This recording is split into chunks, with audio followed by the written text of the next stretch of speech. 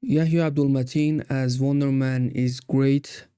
The character's chemistry works really well and the script is pretty decent.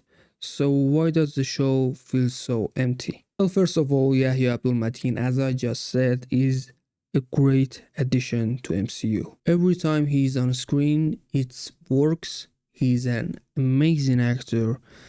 He's great. But Simon Williams, I'm not that big of a fan of him, at least at first, which is a good part of the script because you want the character to develop over the season, and as it goes on, it get more likable, and that's pretty much what happens with him. Especially in the last like 20 minutes, he acts very confident, just way different than we first met him. Now, just very quick before we go more into it, if you like videos about movies and TV shows, just talking about them, subscribe would be very much appreciated. Now, on the other part of this main duo of the show, we have Trevor, which we know him from the Shang-Chi movies, and I actually liked him a lot in that movie. He's one of my favorite characters in that movie too. But in here, he's very charming, he is very wise, and just he's kind of a mentor for Simon in this show. And I like it a lot.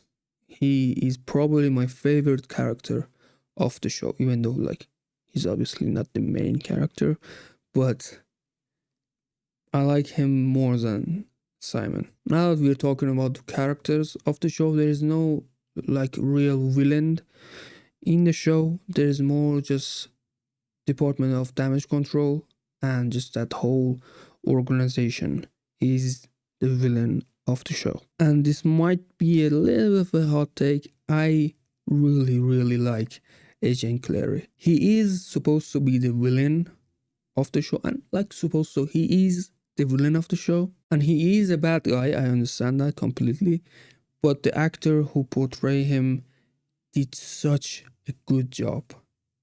I don't know. I like him. He's charming. He's interesting. I liked him a lot, and we're definitely gonna see him again in Spider-Man 4, which is gonna come out in like 6.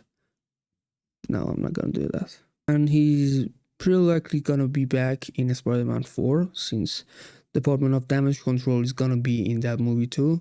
So I'm happy we are gonna see him again pretty soon. But overall, the main duo chemistry is this show's winning card. That's just what carries the whole show, and they even mentioned a little bit in the show itself.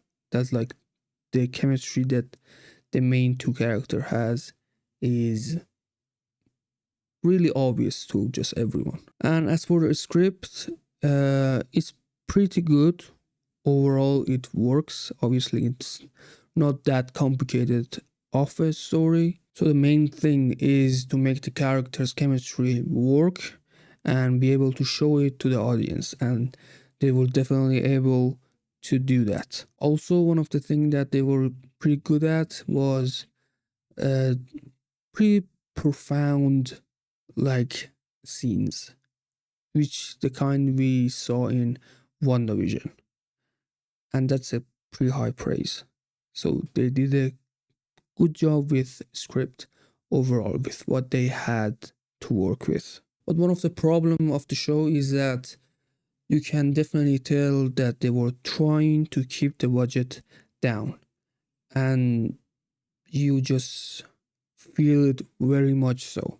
There are shows that are able to do it in a way that you don't really feel it, but in here, you completely feel it. The show rarely has anything that makes the budget go a little bit up. It doesn't have a huge like CGI thing, which is fine, but like you need to use a little bit of CGI in a 8 episode TV show. That's just very basic stuff.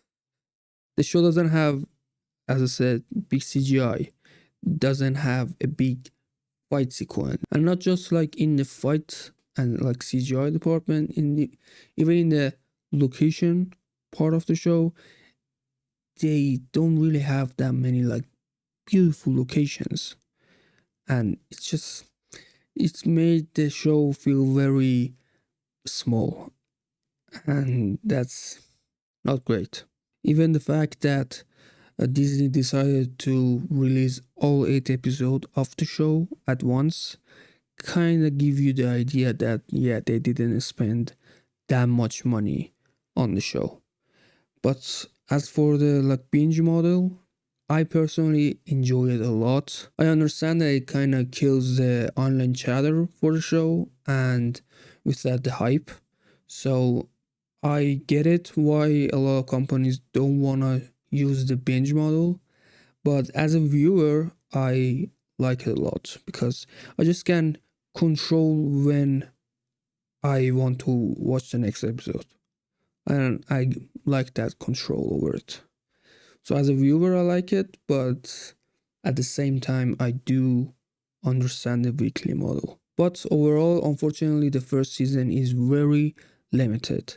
We don't really get much happening in the show, and as for the larger scale in the MCU, it doesn't really have any effect. So yeah, unfortunately, there's just a lot of filler in this season. In the last 20 minutes, there is a like a shift in the vibe of the whole thing, and I actually like that a lot. Just it gets way more serious. I find that way more enjoyable and way more interesting. So hopefully if we get a season 2, they get to do it a bit more like that last 20 minutes of the show. Which will lead to my next point, that is one of the Marvel's biggest mistake since Avengers Endgame. And that is introducing a lot of characters without the plan to doing anything with them. Hopefully that won't happen to Wonder Man like it happened to the new Hawkeye, Moon Knight, Weekend, and Speed. Like there's just a lot of characters that they introduced and then nothing. We had nothing going on after that. So hopefully that won't happen to Wonder Man. Also, just so you know, there is no end credit scene, which is a bit weird for Marvel, but so overall, I did like the show. It wasn't bad, it was just not what I expected from the show. If season 2 does happen and they just build on what they achieved on the last 20 minutes of the show, this could turn into something pretty special.